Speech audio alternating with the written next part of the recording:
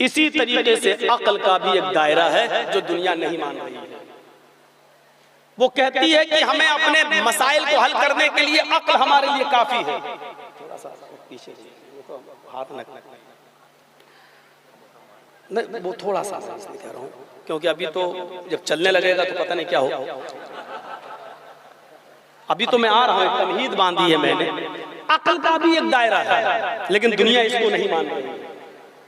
वो कहती है कि नहीं, अक्ल ही तस्लीम करती है कि ये क्या चीज है और क्या बुरी चीज है, और इसीलिए वो कहते हैं कि अक्ल से बाहर नहीं जाना चाहिए। ये कानून जो बना है कि 18 साल से बड़ी लड़की जिसकी एज 18 साल क्रॉस कर जाए वो अपना फैसला खुद कर सकती है, उसके माँ बाप जिम्मेदार नहीं है। ये इसी अक्ल की बुनियाद पर लॉ कानून में पास हुआ है। वो कहते हैं 18 साल की लड़की अक्लमंद हो जाती है। लेकिन दूसरी तरफ फैसला करो कि जिस बाप ने 18 साल अपनी बच्ची को पाला हो, पोसा हो, बड़ा किया हो, क्या उस बाप की अक्ल नाकारा हो जाती है? क्या वो बाप अपनी बेटी के लिए रिश्ता अच्छा और बुरा देखने का इख्तियार नहीं रखता है? और वो बेटी जो अभी 18 साल की कैटेगरी पर पहुंची है, स्टेज पर पहुंची है, क्या वो अपने बाप से ज्यादा तजर्बेकार हो जाती है जो अपना साथी खुद अपनी अक्ल से चुन लेती है? लेकिन court, district court, high court, supreme court आपकी इस अकल को नहीं मानता है। वो कहता है कि 18 साल की लड़की अकलमंद है, वो अपने पसंद का साथी चुन सकती है। अब उसके बाप भी उसको नहीं रोक सकते। ये इसी अकल का नतीजा है। वो कहते हैं कि नहीं, अब लड़की अकलमंद हो चुकी है। उनसे पूछो क्या वो बाप बेवकूफ हो गया है? तो वो कहते नहीं, 18 साल की लड़की को इख्तियार है कि वो अपनी मर्जी का मनपसंद लड़का चॉइस कर सकती है, और उसका बाप अगर रोकेगा तो वो भी रोकने का हक नहीं रखता। इस अकल की ऊपर आप उसके दायरे से ज्यादा बोझ डाल रहे हो। जिस तरह आंख पर उसके दायरे से ज्यादा बोझ डालोगे, आंख बर्दाश्त नहीं कर सकती। कभी कभी आपने देखा होगा कान मुख्तलिफ चीजों को सुन लेती है, कोयल की आवाज, गाने की आवाज, कव्वाली की आवाज, नज़्मों की आवाज, नातों की आवाज, तकरीरों की आवाज। लेकिन कभी कभी जब बहुत तेज धमाका होता है तो आपके कान के पर्दे फट जाते हैं और उस आवाज को बर्दाश्त नहीं कर पाते, और आप कभी कभी तेज आवाज जब आती है तो कान बंद कर लेते हैं कि कहीं कान के पर्दे आपके फट न जाए।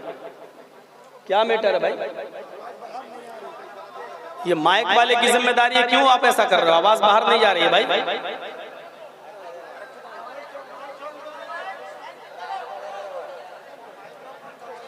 ठीक है, हो रहा।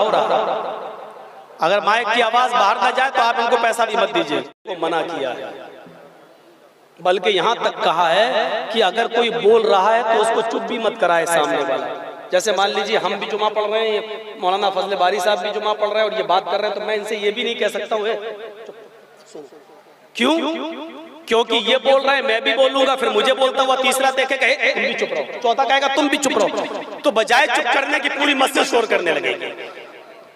तो इसीलिए फरमाया कि अगर कोई बोल रहा है तो उसको भी आप चुप मत कराइए, वो अपने आप चुप हो जाएगा, खामोश हो जाएगा जब कोई उसे बोलेगा ही। और इमाम की नजर पड़ जाए तो उसको कह दे आप खामोश हो जाओ, ये खतीब कह सकता है। तो आप लोग खामोश रहिए, वो अपना काम कर रहा है। जो मेन जिम्मेदार हो वो इससे आके कह दे कि साहब आपकी आवाज बाहर नहीं जा रही है। यहां तो बर्दाश्त कर लेंगे, पर्दे में सुनने वाली लेडीज अगर बाहर आ गई, उनकी कोई नहीं सुनता है।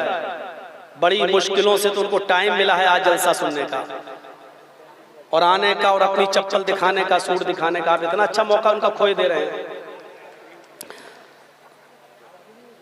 तो ये अकल का एक दायरा है। जैसे कान उसके दायरे से ज्यादा आवाज उस पर डाल दी जाए तो बर्दाश्त नहीं करता, हमने अपनी अकल पर उसके दायरे से ज्यादा वजन डाल दिया। यही वजह है कि बरतानिया में, लंदन, इंग्लैंड की राजधानी लंदन में एक बिल पास होता है, और जब ये बिल वहां रखा गया तो जानते वो बिल क्या था? लड़के लड़कों के साथ निकाह कर सकते हैं, शादी कर सकते हैं, और लड़कियां लड़कियों के साथ शादी करके रहना चाहें तो रह सकती हैं। हम जिन्स परस्ती जिसको कहा जाता है, लड़के लड़कों के साथ रह सकते हैं, लड़कियां लड़कियों के साथ। जब ये बिल पास हो रहा था, अभी चंद साल पहले की बात है, तो ये बिल बर्तानिया के असेंबली में, वहां के पार्लियामेंट के अंदर ये बिल तालियों की आवाज में पास किया गया और सारे लोगों ने तालियां बजाकर इस बिल का स्वागत किया है। ये बिल्कुल वही है मेरे भाइयों कि हमने ये अकल का ये पैमाना अपनाया है। अगर लड़का लड़के के साथ रहना चाहता है तो इसमें बुराई क्या है? लड़की लड़के के साथ अगर रहना चाहती है और उनको कोई परेशानी नहीं है तो आपको परेशानी क्यों हो रही है? इसी अकल का नतीजा है कि लोगों ने जब ये सोचा कि हमारी जब अकल है तो हमारी अकल जब कह रही है तो इस अकल के खिलाफ हम कोई चीज नहीं देख रहे हैं। लिहाजा लड़कियां लड़कियों के साथ और लड़के लड़कों के साथ रह सकते हैं। ये कानून वहां की असेंबली में और पार्लियामेंट में पास हो गया।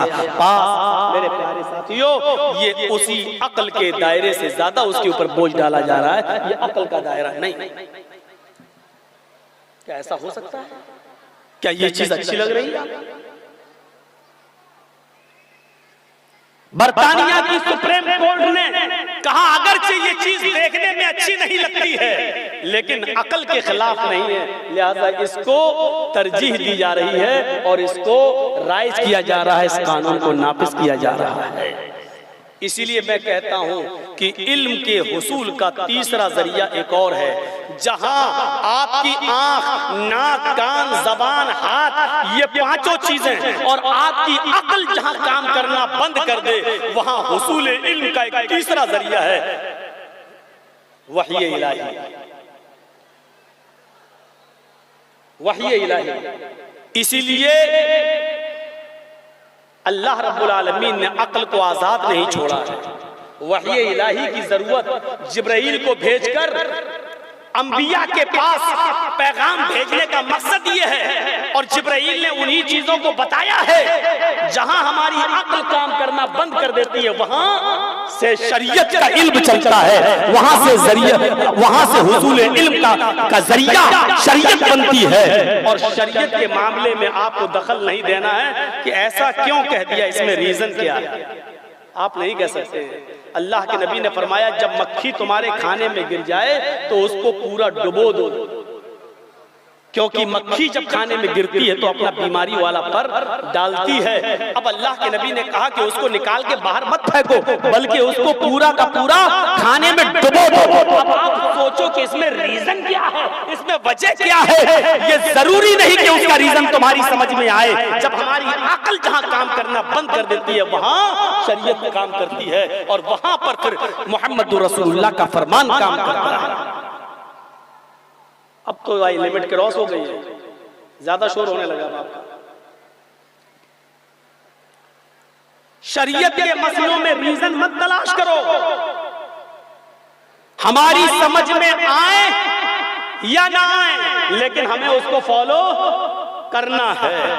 अच्छा, आप कलकत्ता जाते हैं, मान लीजिए आप 4 व्हीलर चला रहे हैं और अचानक ग्रीन सिग्नल हो जाता है, ग्रीन सिग्नल आप जाते हैं और अचानक रेड सिग्नल हो जाता है चौराहे पर, तो आप क्या करेंगे? गाड़ी रोक देंगे ना। ये बड़े बड़े शहरों में यही हो रहा है, चौराहों पर लाइटें लगी हुई हैं और आपकी गाड़ियां वहां से क्रॉस होती हैं। अभी कर लो जो करना हो,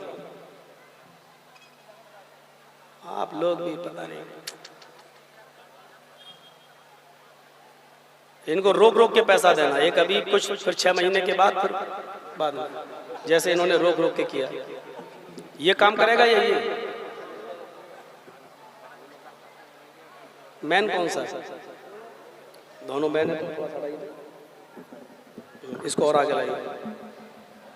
चलिए